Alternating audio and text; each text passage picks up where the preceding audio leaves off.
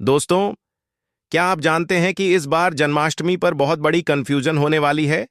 दोस्तों, कई जगह लिखा है कि जन्माष्टमी 15 अगस्त को मनाया जाएगा और कई लोग कह रहे हैं कि 16 अगस्त को जन्माष्टमी का महापर्व मनाया जाएगा। तो दोस्तों, हम आपको सही और सटीक जानकारी इस वीडियो में बताएंगे। दोस्तों, चलिए बारी बारी से सभी जानकारी जान लेते हैं। माताएं एवं बहनों, लड्डू गोपाल की कृपा हमेशा ही आप पर एवं आपके परिवार पर बनी रहे। माताएं एवं बहनों, आज की वीडियो बेहद ही खास और ज्ञानवर्धक होने वाली है, क्योंकि आप सभी को हम बता दें कि जन्माष्टमी के दिन कुछ ऐसे शुभ योगी का निर्माण होने जा रहा है।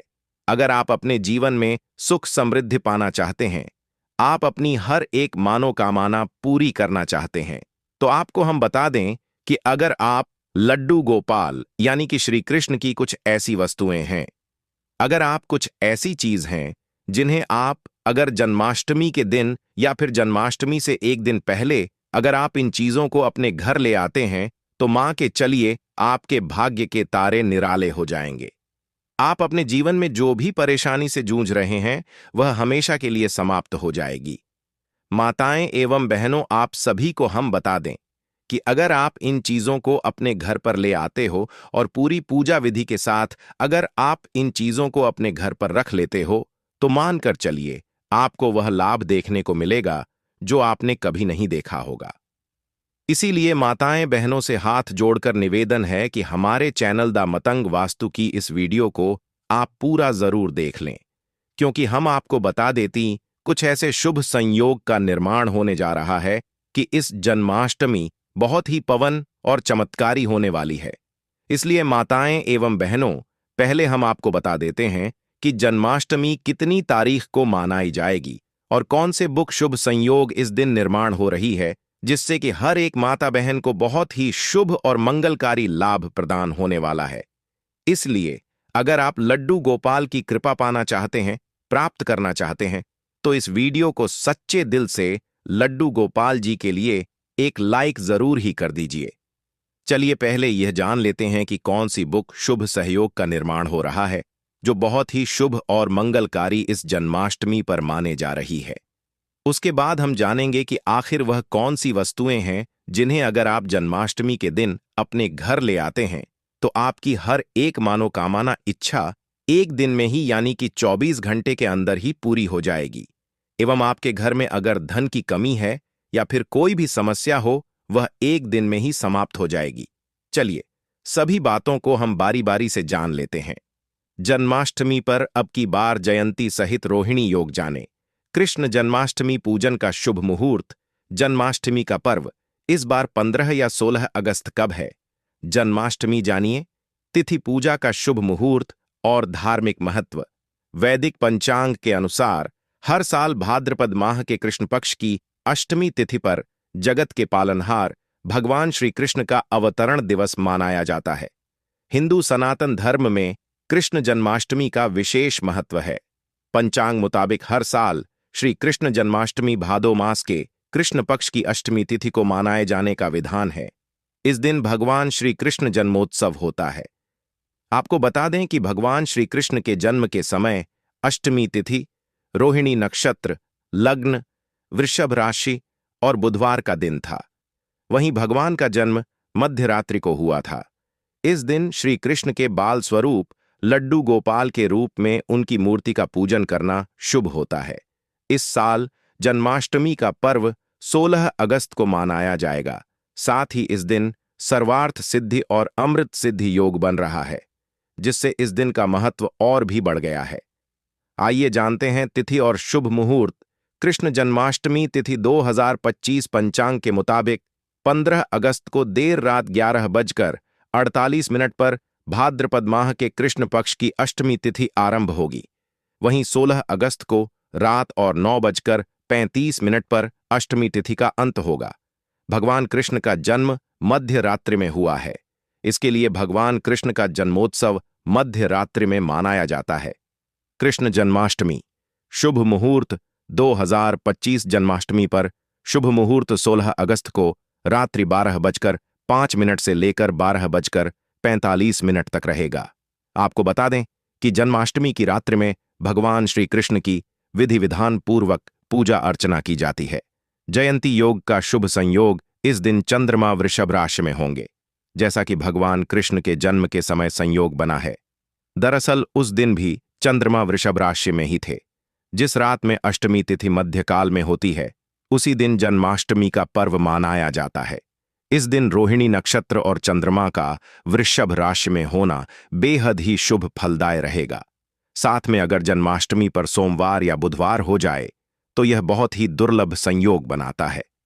बुधवार और सोमवार को जन्माष्टमी होने पर जयंती योग का शुभ संयोग बनता है, जिसे जयंती योग भी कहते हैं। दरअसल जिस दिन भगवान कृष्ण का जन्म हुआ था उस दिन बुधवार था। ठीक इससे 6 दिन बाद यानी सोमवार को भगवान कृष्ण का नामकरण आदि कार्य किए गए थे। इसलिए जन्माष्टमी सोमवार या बुधवार में होना बेहद शुभ मानी जाती है। माताएं एवं पहलू, आप सभी को हम बता दें कि आपको कुछ ऐसी गलतियां हैं जो कि आपको जन्माष्टमी के दिन भूलकर भी नहीं करनी चाहिए।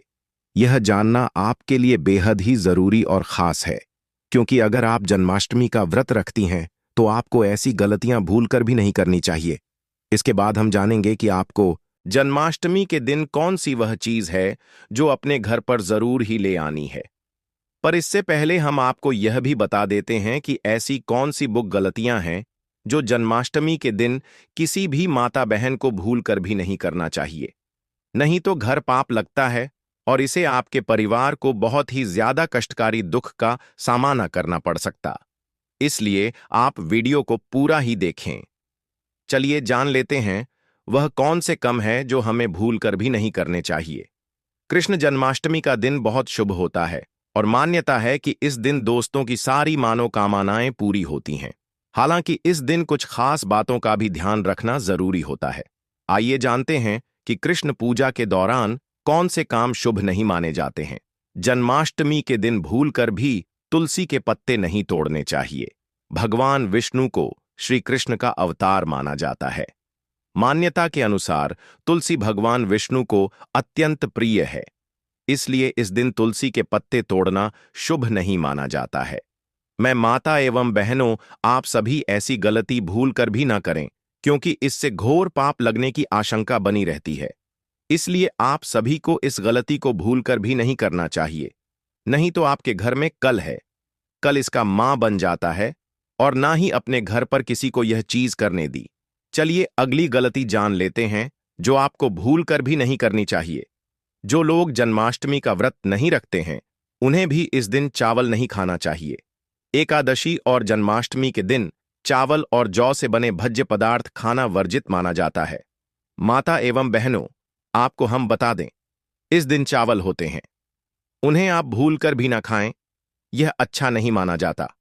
और लड्डू गोपाल को ऐसी चीज कभी भी अच्छी नहीं लगती है, जो कि आप अगर जन्माष्टमी के दिन ऐसी चीज खाते हैं तो यह बिल्कुल भी शुभ नहीं माना जाता, बल्कि अशुभ ही माना जाता है। इसलिए आप इन चीजों का सेवन भी भूलकर भी ना करें।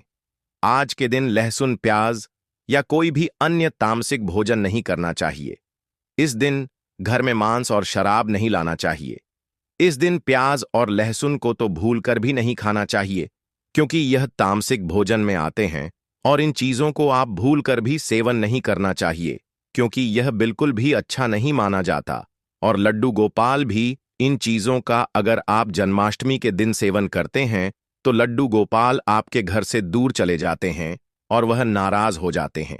इसलिए आप इन चीजों का सेवन भूलकर भी ना करें, तो आपके लिए यह बहुत ही शुभ और मंगलकारी माना जाएगा। कृष्ण जन्माष्टमी के दिन भूलकर भी किसी का अनादर न करें। भगवान कृष्ण के लिए अमीर या गरीब सभी भक्त एक समान ही हैं। किसी भी गरीब का अपमान करने से श्री कृष्ण अप्रसार चाहिए। इससे घर और परिवार में सुख और शांति बनी रहती है। जन्माष्टमी के दिन ब्रह्मचर्य का पालन करना अनिवार्य होता है। इस दिन पूरे पवित्र मान तन से भगवान की पूजा करनी चाहिए। इस दिन भूलकर भी गायों का अपमान नहीं करना चाहिए। भगवान कृष्ण को गायों से बहुत प्रेम था।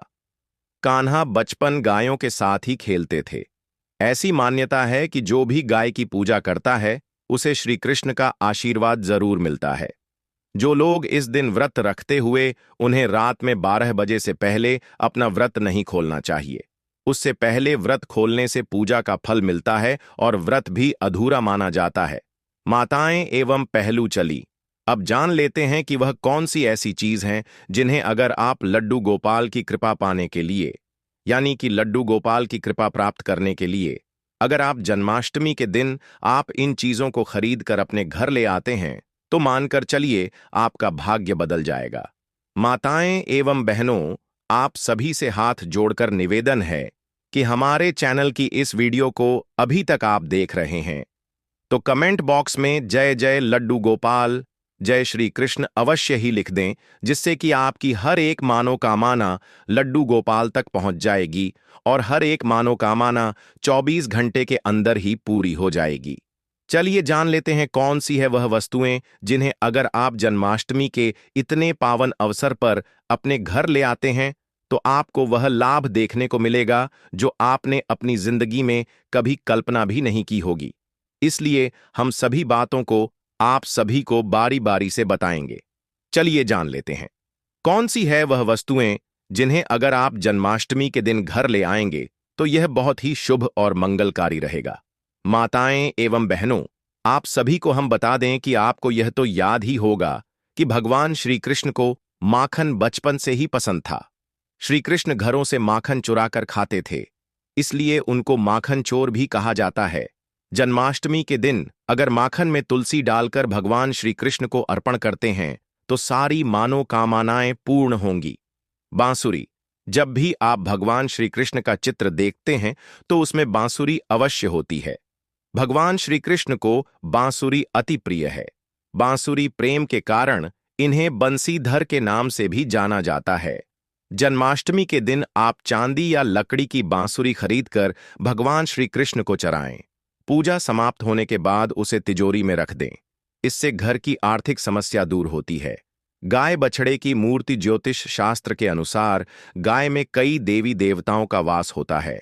अगर आप घर की बनी पहली रोटी गाय को खिलाते हैं तो सारे ग्रह दोष समाप्त हो जाते हैं। भगवान श्री कृष्ण को गाय से बेहद लगाव था। गाय के दूध से बना घी मक्खन वह खाते थे। इसीलिए जन्माष्टमी के दिन गाय बछड़े की मूर्ति को आप घर के मंदिर या मकान के ईस्ट कोण में रखते हैं तो सुख समृद्धि की प्राप्ति होगी। झूला श्री कृष्ण के लड्डू गोपाल स्वरूप को हमेशा झूले में स्थापित किया जाता है, इसलिए लड्डू गोपाल को झूला अत्यंत पसंद है।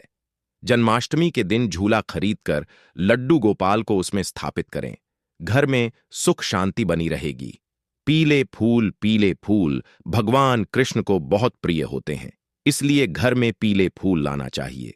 पीले फूल सुख और समृद्धि का प्रतीक होते हैं। पीले फूलों को भगवान कृष्ण की पूजा में चढ़ाने से घर में सुख और समृद्धि आती है। पीले फूलों को घर में सजाने से घर की सुंदरता बढ़ती है। दही और मक्खन, भगवान कृष्ण को दही और मक्खन बहुत पसंद था, इसलिए घर में दही और मक्खन लाना चाहिए। दही और मक्खन स्वास्थ्य और सुख का प्रतीक होते हैं। दही और मक्खन को भगवान कृष्ण की पूजा में चढ़ाने से घर में स्वास्थ्य और सुख आता है। मक्खन को घर में खाने से स्वास्थ्य अच्छा रहता है। मोर पंख, भगवान कृष्ण के मोर पंख बहुत प्रसिद्ध हैं, इसलिए घर में मोर पंख लाना चाहिए। मोर पंख सौंदर्य और सुख का प्रतीक होता है। मोर पंख को भगवान कृष्ण की पूजा में चढ़ाने से घर में सौंदर्य और सुख आता है। मोर पंख को घर में सजाने से घर की सुंदरता बढ़ती है। में माहिर थे, इसलिए घर में बांस लाना चाहिए। बांसुरी संगीत और सुख का प्रतीक होती है। बांसुरी को भगवान कृष्ण की पूजा में चढ़ाने से घर में संगीत और सुख आता है। बांसुरी को घर में बजाने से घर में संगीत का माहौल बनता है। पीले वस्त्र, भगवान कृष्ण को पीले वस्त्र बहुत पसंद थे, इसलिए घर में पीले वस्त्र लाना चाहिए। पीले वस्त्र सुख और समृद्धि का प्रतीक होते हैं। पीले वस्त्र को भगवान कृष्ण की पूजा में चढ़ाने से घर में सुख और समृद्धि आती है। पीले वस्त्र को घर में पहनने से घर की सुंदरता बढ़ती है। फूलों की माला, भगवान कृष्ण को फूलों की माला बहुत पसंद थी, इसलिए घर में फूलों की माला लानी चाहिए। फूलों की माला सुख और सौंदर्य का प्रतीक होती है। फूलों की माला को भगवान कृष्ण की पूजा में चढ़ाने से घर में सुख और सौंदर्य आता है। फूलों की माला को घर में सजाने से घर की सुंदरता बढ़ती। धार्मिक पुस्तकें, भगवान कृष्ण के बारे में धार्मिक पुस्तकें घर में लानी चाहिए, जैसे कि भगवत गीता और श्रीमद् भागवती। धार्मिक पुस्तकें ज्ञान और सुख का प्रतीक होती हैं। धार्मिक पुस्तकों को घर में पढ़ने से घर में ज्ञान और सुख आता है। पूजा की थाली घर में लानी चाहिए, जिसमें भगवान कृष्ण की पूजा की जा सके। पूजा की थाली सुख और समृद्धि का प्रतीक होती है। पूजा की थाली को घर में सजाने से घर की सुंदरता बढ़ती है। दीपक घर में लाना चाहिए, जो भगवान कृष्ण की पूजा में उपयोग किया जा सके। दीपक सुख और सौंदर्य का प्रतीक होता है। दीपक को घर में जलाने से घर में सुख और सौंदर्य आता है। अगरबत्ती घर में लानी चाहिए, जो भगवान कृष्ण की पूजा में उपयोग की जा सके। अगरबत्ती सुख और सौंदर्य का प्रतीक होती है, को घर में जलाने से घर में सुख और सौंदर्य आता है। प्रसाद घर में लाना चाहिए, जो भगवान कृष्ण की पूजा में उपयोग किया जा सके। प्रसाद सुख और सौंदर्य का प्रतीक होता है। प्रसाद को घर में खाने से घर में सुख और सौंदर्य आता है। फल घर में लाने चाहिए, जो भगवान कृष्ण की पूजा में उपयोग किए जा सके। स्वास्थ्य और सुख का प्रतीक होते हैं। फल को घर में खाने से घर में स्वास्थ्य और सुख आता है। मेवे घर में लाने चाहिए, जो भगवान कृष्ण की पूजा में उपयोग किए जा सके। मेवे स्वास्थ्य और सुख का प्रतीक होते हैं। मेवे को घर में खाने से घर में स्वास्थ्य और सुख आता है। सूखे मेवे घर में लाने चाहिए, जो भगवान कृष्ण की पूजा में उपयोग किए जा सके। सूखे मेवे स्वास्थ्य और सुख का प्रतीक होते हैं। सूखे मेवे को घर में खाने से घर में स्वास्थ्य और सुख आता है। चंदन घर में लाना चाहिए, जो भगवान कृष्ण की पूजा में उपयोग किया जा सके। चंदन सुख और सौंदर्य का प्रतीक होता है। चंदन को घर में लगाने से घर में सुख और सौंदर्य आता है। सभी पर हमेशा ही बनी रहे। चलिए जान लेते हैं, कुतुब की खिचड़ी पौष्टिक होने के साथ साथ स्वादिष्ट भी है। इसे आलू और अन्य मसालों के साथ बनाया जाता है। आप इसे उपवास के दिनों में बनाकर खा सकते हैं। कुत्तों की रोटी या कुत्तों की पूरी भी बनाई जा सकती है। आप मखाने की खीर बनाकर खा सकते हैं। यह भी व्रत में खाने के लिए उत्तम होती है। मखाने में लौ कैल्शियम और फास्फोरस उच्च मात्रा में होते हैं, जिससे आपके शरीर को जरूरी पोषक तत्व प्राप्त होते हैं और इससे आपका पेट भी भरा रहता है। यह खाने में भी स्वादिष्ट लगती है। इसमें चीनी की मात्रा आप अपनी आवश्यकता अनुसार डाल सकते हैं। फलों का सेवन करना पूरे वर्ष लाभदायक होता है। फलों से आपको जरूरी ऊर्जा मिलती है। व्रत में फल खाए जा सकते हैं। आप चाहे तो अपने पसंद के फ्रूट से फ्रूट चाट भी बनाकर खा सकते हैं। फलों में आप मौसमी फल खाएं या आपके पसंद के फल का चुनाव कर सकते हैं।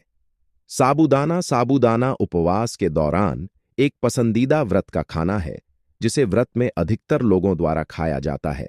इसमें कार्ब्स या स्टार्च भरपूर होता है, जो हमें ऊर्जा से भरने में मदद करता है। आप साबूदाना की खीर, साबूदाना की खिचड़ी, साबूदाना के पापड़ और भी बहुत कुछ बना सकते हैं। दूध का भी व्रत में सेवन कर सकते हैं और इसे कई रूपों के साथ प्रयोग कर सकते हैं। मिल्क शेक बनाकर पी सकते हैं। यह टेस्टी भी होते हैं और आपको हाइड्रेटेड भी होते हैं। केले, स्ट्रॉबेरी, खरबूजे जैसे फलों से बने मिल्क शेक आजमा सकते हैं। दही का प्रयोग करके फ्रूट्स के साथ ट्राई कर सकते हैं। इसमें नाशपाती, सेब और अंगूर काट कर मिलाएं और इसका लुत्फ उठाएं। इसमें 1 चम्मच शहद डालें। यह इसके स्वाद को दोगुना कर देगा। सिंघारे के आटे का समोसा चाय के साथ इस नाश्ते को ट्राई कर सकते हैं। इसे उपवास सामग्री जैसे सिंघारे के आटे, सेंधा, नमक और मसाले से बना सकते हैं। धनिये की चटनी के साथ इसे खाने का मजा लें। सूखे मेवे। आप सूखे मेवों को भी अपने व्रत के खाने में शामिल कर सकते हैं, जैसे किशमिश, खजूर, अखरोट, बादाम सभी अच्छे विकल्प हैं। इन्हें ज्यादा मात्रा में न खाएं। व्रत में आलू एक बेहतरीन आहार है, क्योंकि इसे कई तरह से पकाया जा सकता है, जैसे आलू खड़ी, आलू की सब्जी, खट्टे मीठे आलू, मूंगफली के दाने। यह उपवास करने वालों के लिए एकदम सही है। दिन पूजा के समय गलत दिशा में नहीं बैठना चाहिए। गलत दिशा में बैठने से भगवान कृष्ण नाराज हो सकते हैं। श्री कृष्ण की मूर्ति को गलत तरीके से सजाना। जन्माष्टमी के दिन श्री कृष्ण की मूर्ति को गलत तरीके से सजाने से भगवान कृष्ण नाराज हो सकते। दोस्तों, कंस को सत्ता का लालच था। उसने अपने पिता राजा उग्रसेन की राजगद्दी छीनकर उन्हें जेल में बंद कर दिया था और स्वयं को मथुरा का राजा घोषित कर दिया था। राजा कंस अपनी बहन देवकी से बहुत प्रेम करते थे। उन्होंने अपनी बहन का विवाह वासुदेव से कराया था, लेकिन जब वह मां देवकी को विदा कर रहा था, तभी एक आकाशवाणी हुई कि देवकी का 8वां पुत्र कंस की मौत का कारण बनेगा। यह सुनकर कंस डर गया। उसने तुरंत अपनी बहन और उनके पति वासुदेव को जेल में बंद कर दिया। उनके आसपास सैनिकों की खड़ी पहरेदारी लगा दी। कंस अपनी मौत के डर से देवकी और वासुदेव के साथ संतानों को मार चुका था। कृष्ण जी का जन्म। इसके बाद भाद्रपद महाकृष्ण पक्ष की अष्टमी तिथि को रोहिणी नक्षत्र, अंधेरी रात में भगवान कृष्ण ने देवकी की 8वीं संतान के रूप में जन्म लिया। श्री कृष्ण के जन्म लेते ही कोठरी प्रकाशम हो गई। आकाशवाणी हुई कि विष्णु जी ने कृष्ण जी के अवतार में देवकी के कोख में जन्म लिया है। उन्हें गोकुल में बाबा नंद के पास छोड़ आए और उनके घर एक कन्या जन्मी है। उसे मथुरा लाकर कंस को सौंप दे। कान्हा चले गोकुल धाम। आकाशवाणी सुनते ही वासुदेव के हाथों की हथकम गोपाल को रखकर सिर पर रख लिया और गोकुल की ओर चल पड़े। कान्हा को गोकुल धाम ले जाने में वासुदेव को कई मुसीबतों का सामना करना पड़ा। यमुना नदी कृष्ण जी के चरणों को स्पर्श करने के लिए उफान पर आ गई, लेकिन चरण स्पर्श के बाद वह फिर से शांत पड़ गई। वह कान्हा को बाबा नंद के पास छोड़ आए और गोकुल से कन्या को लेकर वापस लौट आए। जेल अपने आप बंद हो गया और उनके हाथों में हथकड़ियां लग गईं। कन्या के रोने की आवाज सुनते ही सभी पहरेदार उठ गए। कंस बंदी गृह आया। वह कन्या को देवकी और वासुदेव की 8वीं कन्या समझ उसे मारने चला, लेकिन वह आकाश में उड़ गई और फिर से आकाशवाणी हुई कि कंस को मारने वाला अब इस दुनिया में पैदा हो चुका है। बाबा नंद और उनकी पत्नी मां यशोदा ने कृष्ण जी का पालन पोषण किया।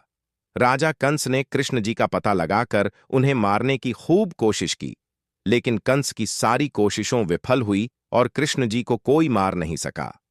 अंत में श्री कृष्ण ने कंस का वध किया। राजा उग्रसेन को फिर मथुरा की राजगद्दी सौंप दी। इस तरह से जन्माष्टमी की व्रत कथा पूरी हुई।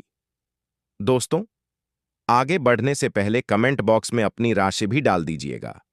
यदि हमारे पास कोई उपाय होगा तो वह आकर हम आपके कमेंट के रिप्लाई में बता देंगे। दोस्तों, जन्माष्टमी पर भूलकर भी ना करें। यह गलतियां तुलसी को लेकर ना करें। यह गलती जन्माष्टमी के दिन भूलकर भी तुलसी की पत्तियां तोड़ने से बचना चाहिए। दरअसल शास्त्रों में कहा गया है कि कृष्ण भगवान विष्णु के अवतार हैं और उन्हें तुलसी अति प्रिय है। ऐसे में इस दिन तुलसी की पत्तियां नहीं तोड़नी चाहिए। जन्माष्टमी से पहले आप तुलसी तोड़कर रख लें। बिना तुलसी के जन्माष्टमी का पर्व अधूरा है।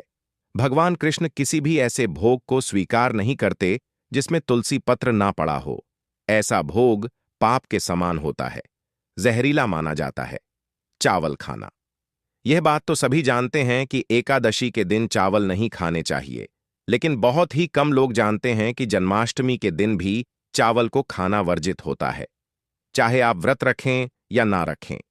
लेकिन जन्माष्टमी के दिन चावल खाना शुभ नहीं माना जाता। तामसिक भोजन जन्माष्टमी के दिन तामसिक भोजन वर्जित माना जाता है। ऐसे में इस दिन मांस, मदिरा, प्याज और लहसुन नहीं खाना चाहिए। इस दिन गलती से भी लहसुन प्याज का खाना कभी मत बनाना, क्योंकि राहु केतु के कारण ही लहसुन प्याज की उत्पत्ति हुई है और भगवान विष्णु और राहु केतु के बीच में भीषण शत्रुता होती है। अनादर करना। भगवान कृष्ण के लिए सभी भक्त एक समान होते हैं। ऐसे में इस दिन किसी भी व्यक्ति का अनादर करने से बचना चाहिए। एक बार भगवान कृष्ण के भक्त ने एक व्यक्ति का अपमान कर दिया था। उसी क्षण भगवान कृष्ण ने अपने भक्त को श्राप दिया था, इसीलिए किसी का भी अपमान ना करें। हां, गाय को सताना। गाय भगवान कृष्ण को बहुत ही प्रिय है, क्योंकि कृष्ण अवतार में उनका पालन पोषण एक ग्वाले के घर में हुआ था। ऐसे में जन्माष्टमी के दिन किसी भी गाय और बछड़े को भूलकर भी नहीं सताना चाहिए। भगवान कृष्ण गाय को सबसे प्रिय मानते हैं। गाय माता को सबसे ज्यादा प्यार करते हैं, इसीलिए गाय को इस दिन रोटी, फल वगैरह मिठाई अवश्य खिलाएं। जन्माष्टमी के दिन केवल सात्विक खाना खाएं। जन्माष्टमी व्रत में दूध और दही जरूरी है।